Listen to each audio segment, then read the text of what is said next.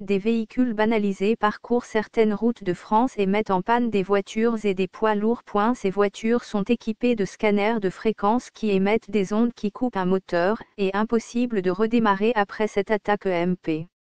Ces hackers peuvent pirater une voiture à distance, faire perdre le contrôle de direction ou faire caler le moteur et faire freiner le véhicule à distance pour provoquer un accident.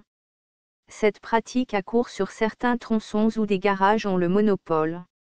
Grâce au sabotage de véhicules, ces entreprises peuvent gonfler leur chiffre d'affaires, voire récupérer gratuitement des voitures accidentées cédées par leurs propriétaires. La société E2V a mis au point un appareil qui stoppe les véhicules à une distance inférieure de 50 mètres mais la voiture du hacker doit doubler le véhicule pour l'immobiliser. E2V, une entreprise britannique, a fait une démonstration, pour la BBC, de son système, RF Safe Stop. Un générateur et une antenne permettent de bombarder un véhicule avec des impulsions électromagnétiques, via des ondes radio haute fréquence, provoquant l'arrêt du moteur. E2V fournit peu de données techniques. L'entreprise explique que les ondes radio interfèrent avec l'électronique à bord de la voiture jusqu'à couper le moteur.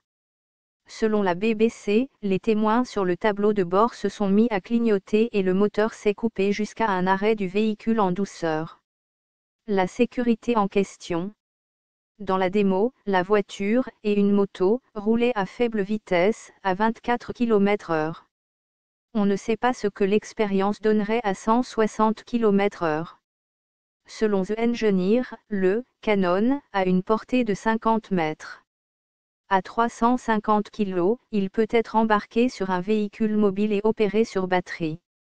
Les voitures modernes sont bourrées d'électronique, jusque dans la gestion du moteur.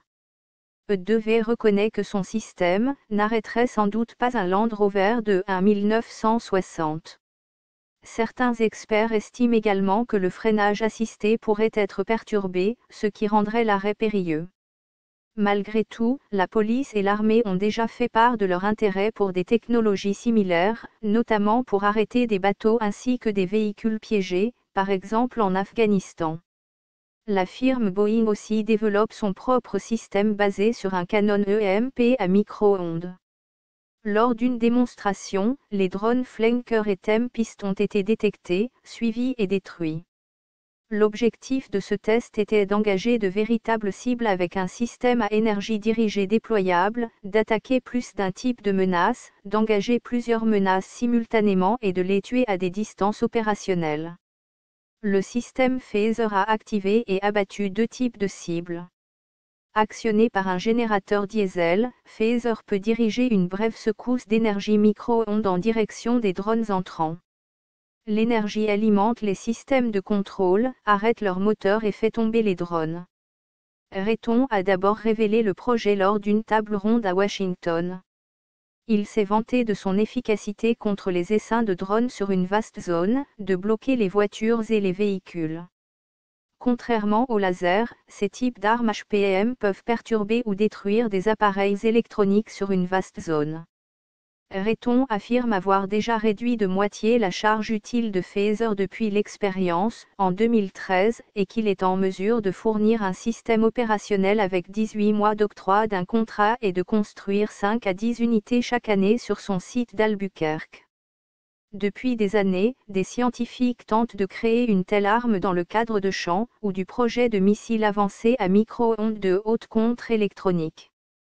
À présent, l'US Air Force affirme avoir mis au point cette technologie et avoir la possibilité de la déployer à l'aide du système furtif de missiles étendu interarmées air-surface, IASM.